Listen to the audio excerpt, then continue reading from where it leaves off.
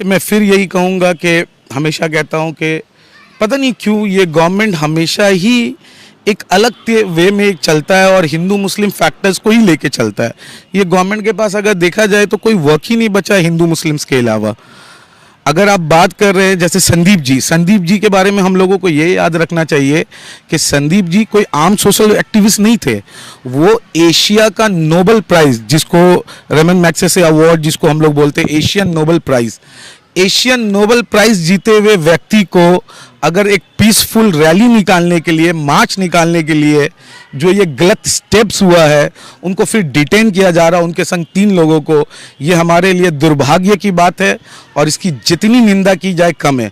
जब हमारे प्रधानमंत्री जी या हमारे ऑनरेबल होम मिनिस्टर जी पार्लियामेंट में ये कहते हैं कि नारी शक्तिकरण पे बात करो, नारी रक्षा पे बात करो, तो हम लोगों को क्या मैसेज दे रहे हैं इंटरनेशनली कि एक इंटरनेशनल अवार्ड जीते हुए सोशल एक्टिविस्ट, जो शायद एक गलत कदम हो गया कि उनके रेपिस्ट को और प्लस जो मर्डर कन्विक्ट भी है, उन लोगों को देश के आज़ादी की 75वीं सालगिरह के रोज़ छोड़ना और फिर उसका इतना ग्रैंड वे में उनका वेलकम करना, तो इंटरनेशनली हमारा क्या वैल्यू रह जाएगा हमारे सिद्धांत का।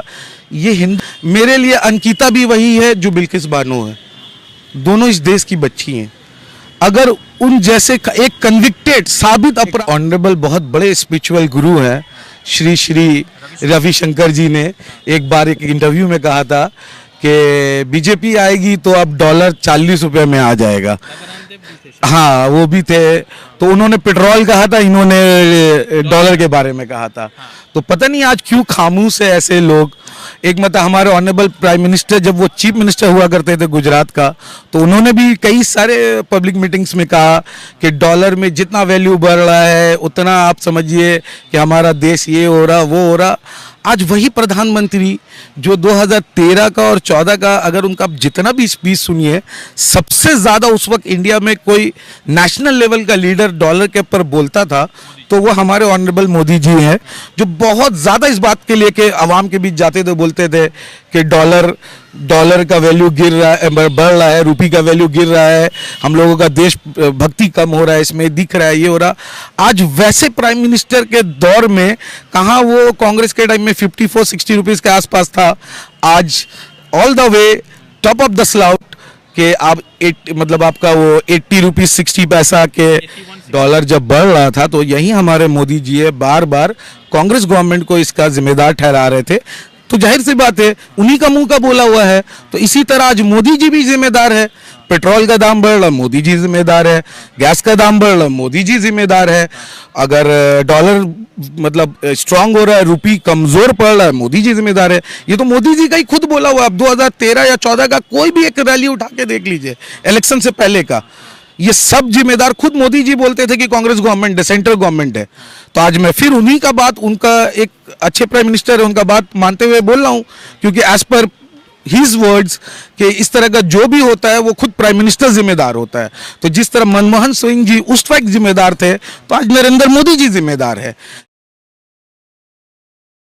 नमस्कार, आदाब, मैं रज़ा अंसारी द इंडियन खबर पर आपका स्वागत है। इसी साल 15 अगस्त को बिल्किस बानो के तमाम 11 दोषियों को छोड़ दिया गया, जिसके बाद लोगों ने कहा कि वो रेप करके आए हैं मगर उन्होंने सजा काट ली, उनके व्यवहार ठीक हो गए। उसी को लेकर जो है गुजरात में फिर से जो है एक नया मामला बढ़ा और जिसमें लेकर संदीप पांडे, जिनको रमन मैगसेसे अवार्ड मिला, और आपको बता दें कि संदीप पांडे को जो रमन मैगसेसे अवार्ड मिला है उसको एशिया का नोबेल पुरस्कार कहा जाता है, और उसको तीनों लोगों को गिरफ्तार किया क्योंकि वो हिंदू मुस्लिम एकता की बात कर रहे थे। उनको जो है गुजरात पुलिस ने डिटेन किया और उनके साथ 3 और लोगों को गिरफ्तार किया, जो वहीं मतलब के कह सकते कि गोधरा के रणधीकपुर के रहने वाले थे। बाद में उनको गिरफ्तार किया गया, वो जो है अहमदाबाद के लिए चल रहे थे। दूसरी तरफ अंकिता भंडारी का 2 दिन से आप मामला देख रहे कि किस तरह से पुलकित आर्या ने उसके साथ दुष्कर्म किया, 10,000 के कस्टमर के साथ उनको जबरदस्ती उनको फिजिकल रिलेशन पर बनाने पर मजबूर किया। ऑटोप्सी रिपोर्ट आई है जिसमें जो है अंकिता के बदन पर कई सारे निशान सामने आए। तो एक बात, संदीप पांडे जो रमन मैगसेसे वो आज जो है हिंदू मुस्लिम एकता को लेकर एक सभा निकाल रहे थे, उनको डिटेन किया गया और कहा गया कि आप इस तरह की सभा नहीं निकाल सकते। तो एक तरफ अंकिता भंडारी, एक तरफ से संदीप पांडे, तो ये किस तरह से, क्या ये सरकार सच में मतलब के इंसाफ को दबाना चाहती है या कुछ हिंदू मुसलमान का खेल हर जगह है? देखिए, मैं फिर यही कहूँगा कि हमेशा कहता हूँ कि पता नहीं क्यों ये गवर्नमेंट हमेशा ही एक अलग वे में चलता है और हिंदू मुस्लिम फैक्टर्स को ही लेके चलता है। ये गवर्नमेंट के पास अगर देखा जाए तो कोई वर्क ही नहीं बचा हिंदू मुस्लिम्स के अलावा। अगर आप बात कर रहे हैं जैसे संदीप जी के बारे में हम लोगों को ये याद रखना चाहिए कि संदीप जी कोई आम सोशल एक्टिविस्ट नहीं थे। वो एशिया का नोबेल प्राइज, जिसको रमन मैग्सेसे अवार्ड जिसको हम लोग बोलते हैं एशियन नोबेल प्राइज जीते हुए व्यक्ति को अगर एक पीसफुल रैली निकालने के लिए, मार्च निकालने के लिए जो ये गलत स्टेप्स हुआ है, उनको फिर डिटेन किया जा रहा है, उनके संग 3 लोगों को, ये हमारे लिए दुर्भाग्य की बात है और इसकी जितनी निंदा की जाए कम है। जब हमारे प्रधानमंत्री जी या हमारे ऑनरेबल होम मिनिस्टर जी पार्लियामेंट में ये कहते हैं कि नारी शक्तिकरण पे बात करो, नारी रक्षा पे बात करो, तो हम लोगों को क्या मैसेज दे रहे हैं इंटरनेशनली कि एक इंटरनेशनल अवार्ड जीते हुए सोशल एक्टिविस्ट, जो शायद एक गलत कदम हो गया कि उनके रेपिस्ट को और प्लस जो मर्डर कन्विक्ट भी है, उन लोगों को देश के आज़ादी की 75वीं सालगिरह के रोज़ छोड़ना और फिर उसका इतना ग्रैंड वे में उनका वेलकम करना, तो इंटरनेशनली हमारा क्या वैल्यू रह जाएगा हमारे सिद्धांत का।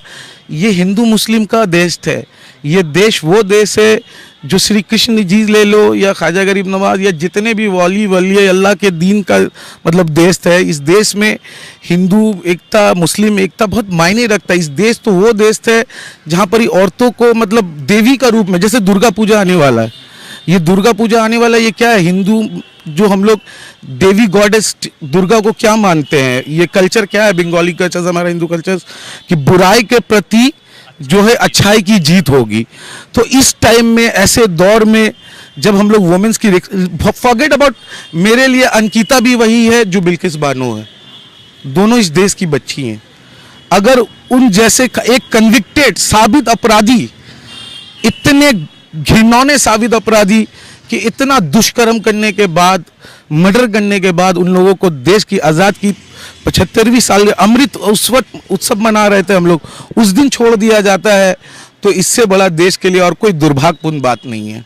अंकिता भंडारी के साथ जो कुछ हुआ, उनको जबरदस्ती काम फिजिकल रिलेशन बनाने के लिए मजबूर किया जाता था, पुलकितारी, और 3 लोगों को और गिरफ्तार किया गया। तो भारतीय जनता पार्टी महिला शक्ति, बेटी बचाओ की बात करी, मगर उन्नाव, फिर उसके बाद हाथरस, फिर उसके बाद अभी हरिद्वार, ऋषिकेश, तो ये तमाम तरह में तो भाजपा के खुद लीडर फंसते जा रहे हैं इस तमाम तरह के सेक्स स्कैंडल में या इस तरह के अपराध में।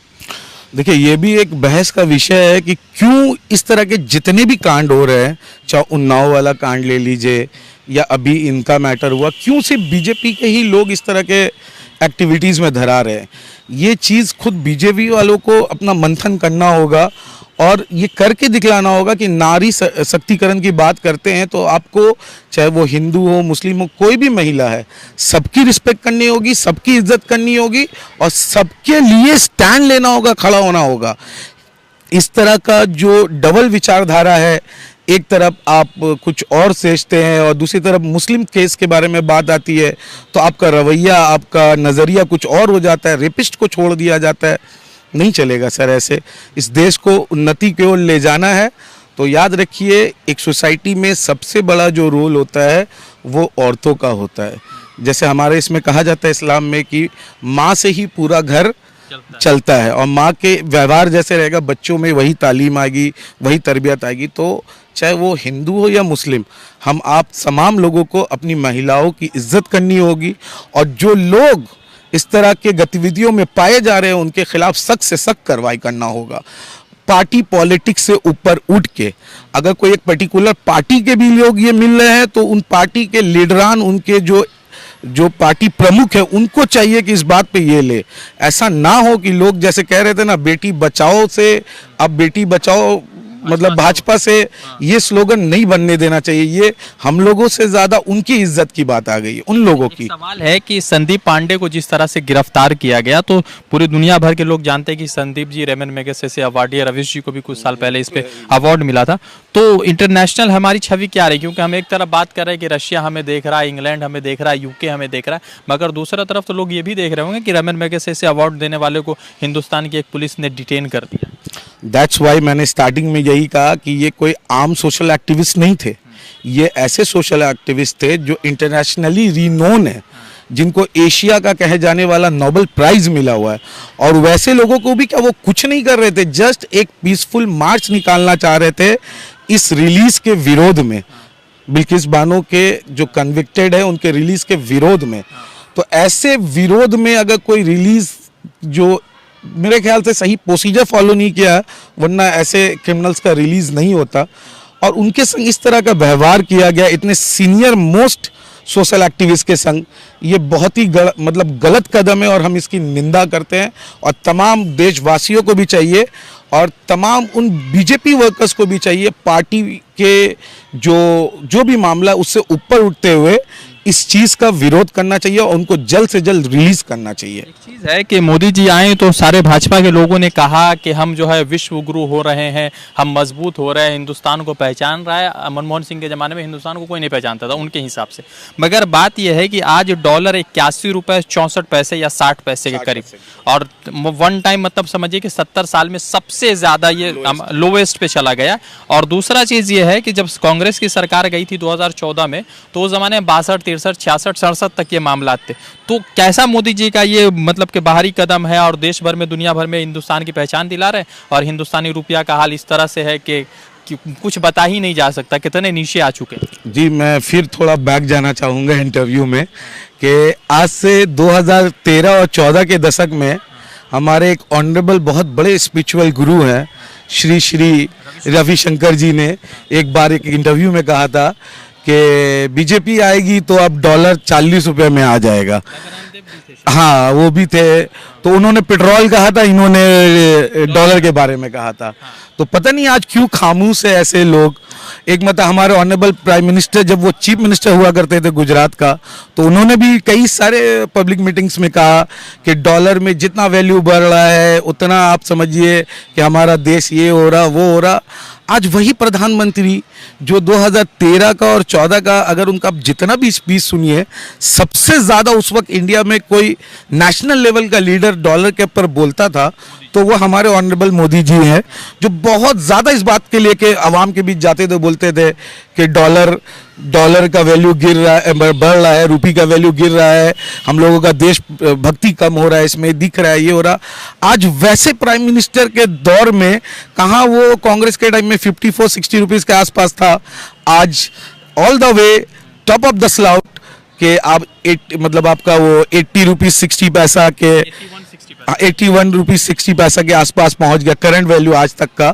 तो क्यों खामोश है, कैसे खामोश है, हमको समझ में नहीं आता है। स्मृति ईरानी जी के बारे में, वो सिलेंडर लेके जब वो 150 के आसपास 2013-14 में होता था और मरहूम मर गई, हाँ मरहूमा सुष्मिता जी थी, सुषमा स्वराज जी, तो ये दोनों मिलके सिलेंडर लेके रास्ते में बैठ जाते थे, पब्लिक पूरा उनके संग सपोर्ट में रहता था, पूरा बीजेपी कार्यकर्ता बैठ जाता था, सिलेंडर का दाम बढ़ा। आज वही सिलेंडर 1100 रुपये क्रॉस हो गया। हमारे जैसे तो गरीब आदमी अभी सिलेंडर लेने में सोच रहे हैं, और वो छोड़िए, वो तो एक और केरोसिन ऑयल जो इस वक्त आप पता कीजिएगा कोलकाता में 100+ बिक्री हो रहा है। तो कैसे आज ये कैसे खामोश है, इनको तो सबसे पहले जवाब देना चाहिए, क्योंकि कहीं ना कहीं कांग्रेस को हटा के लोग बीजेपी को इसी बात के लिए लाए थे, महंगाई खत्म होगा, पेट्रोल 50 के अंदर आएगा, डॉलर का वैल्यू, रुपी स्ट्रांग होगा, ठीक है, सिलेंडर का वैल्यू कम होगा। आज तो सब उल्टा हो रहा है, एक चीज सीधा हो रहा है, चंद पूंजीपति, चंद बिजनेसमैन जो मोदी जी के फेवर में थे, बस वही फल फूल रहे हैं, और उनके अलावा कोई और किसी का कुछ नहीं हो रहा। बस देखिए, सवाल है आखिरी कि मोदी जी के मान लीजिए 56 इंच के सीने की बात करें तो डॉलर का जो वैल्यू घट रहा है, तो क्या ये इसके लिए मोदी जी मतलब डॉलर का वैल्यू बढ़ रहा है, रुपया का वैल्यू घट रहा है, तो क्या इसके लिए मोदी जी रिस्पॉन्सिबल है? 100%। जिस तरह 2014 से पहले डॉलर जब बढ़ रहा था तो यही हमारे मोदी जी है बार बार कांग्रेस गवर्नमेंट को इसका जिम्मेदार ठहरा रहे थे, तो जाहिर सी बात है उन्हीं का मुंह का बोला हुआ है। तो इसी तरह आज मोदी जी भी जिम्मेदार है, पेट्रोल का दाम बढ़ रहा मोदी जी जिम्मेदार है, गैस का दाम बढ़ रहा मोदी जी जिम्मेदार है, अगर डॉलर मतलब स्ट्रांग हो रहा है, रुपी कमजोर पड़ रहा है, मोदी जी जिम्मेदार है। ये तो मोदी जी का ही खुद बोला हुआ है। अब 2013 या 14 का कोई भी एक रैली उठा के देख लीजिए, इलेक्शन से पहले का, ये सब जिम्मेदार खुद मोदी जी बोलते थे कि कांग्रेस गवर्नमेंट है, सेंट्रल गवर्नमेंट है। तो आज मैं फिर उन्हीं का बात, उनका एक अच्छे प्राइम मिनिस्टर है, उनका बात मानते हुए बोल रहा हूँ, क्योंकि एज पर हिज वर्ड्स कि इस तरह का जो भी होता है वो खुद प्राइम मिनिस्टर जिम्मेदार होता है। तो जिस तरह मनमोहन सिंह जी उस वक्त जिम्मेदार थे, तो आज नरेंद्र मोदी जी जिम्मेदार है। ये सवाल में तो सबसे पहले मुझे गुस्सा आता है कि जिसको डेमोक्रेसी का फोर्थ स्टंप कहा जाता है, एक डेमोक्रेसी का फोर्थ स्टंप जो है वो नेशनल मीडिया होता है। लेकिन शुक्रगुजार है कि आप जैसे कुछ सोशल मीडिया है जो इस मामले को उठा रही है, वरना जो नेशनल मीडिया 2014 से पहले खामोश नहीं रहती थी, इतने बड़े बड़े डिबेट्स होते थे, प्राइम टाइम चलता था, आज इतने बड़े बड़े मामलात हो जा रहे हैं, इतने बड़े बड़े रेप केस, मर्डर केस, महंगाई ऊंचे सबसे में, अनएम्प्लॉयमेंट, गैस कहाँ, वो बोला ना वो 4 रुपये 5 रुपये गैस का बढ़ने में, वो 450 400 में, तो इतना बवाल, इतना डिबेट, महीनों महीनों तक डिबेट, आज सब खामोश है। सबसे बड़ी बेशरम अगर आज के टाइम में है हमारी नेशनल मीडिया है। मैं नेशनल मीडिया से कहना चाहूँगा, आप डेमोक्रेसी के फोर्थ स्टंप है। आप है तो डेमोक्रेसी है, आप नहीं तो डेमोक्रेसी नहीं। तो आपको सबसे पहले जागना होगा और पूछना होगा कि आपका ही 2013-2014 का बयान है कि प्राइम मिनिस्टर खुद जिम्मेदार होता है।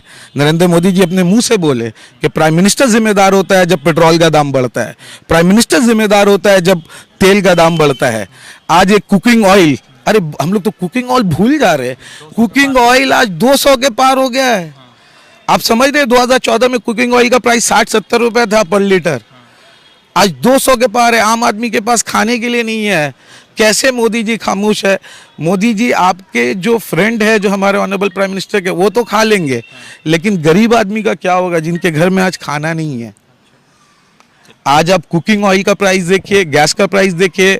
मैं एक बार, अगर मेरी आवाज़ उन तक पहुंच रही है तो मैं बहुत आदरपूर्वक उनसे कहना चाहूँगा कि प्लीज़ आप cooking oil, gas oil, petroleum इस चीज़ में देखिए। क्योंकि रिलीज के लिए क्या कहना चाहिए? संदीप जी के रिलीज के लिए बस इतना ही कहना चाहेंगे कि वो एक बहुत बड़े सोशल एक्टिविस्ट है, नेशनल इंटरनेशनल अवार्ड जीते हुए हैं, और वो एक पीसफुल मार्च निकालना चाह रहे थे, वो भी अच्छे कॉज के लिए।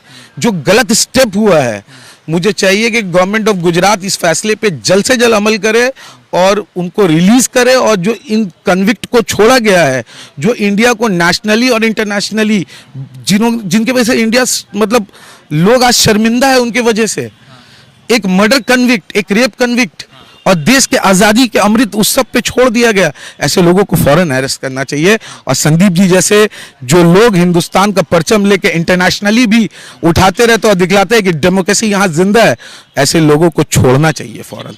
तो लगातार जिस तरह से पूरे सोशल मीडिया पर और जिस तरह से आज संदीप जी समेत कुछ और लोगों को, सोशल एक्टिविस्ट को गिरफ्तार किया गया, गुजरात पुलिस ने उनको गिरफ्तार किया वो गोधरा के इलाके से, तो सवाल सबसे महत्वपूर्ण ये है कि अगर पीसफुल रैली निकाला जा रहा था तो इससे गवर्नमेंट को क्या दिक्कत थी और जो गुजरात पुलिस है उनको क्या दिक्कत थी? आप समझते हैं कि क्या कुछ होता है और संदीप जी को कब रिलीज किया जाएगा? वैसे संदीप जी दुनिया भर के बड़े सोशल एक्टिविस्टों में आते हैं, उनको रमन मैगसेसे से अवार्ड भी मिल चुका है। तो शायद ये भारतीय जनता पार्टी या मोदी सरकार के लिए या वहाँ पर CR पटेल की सरकार के लिए थोड़ी सी शर्मिंदगी की बात है कि इतना बड़ा अवार्ड जीतने वाला व्यक्ति जो है सलाखों के पीछे है। रज़ा अंसारी की रिपोर्ट, द इंडियन खबर के लिए। द इंडियन खबर, सच आपके सामने।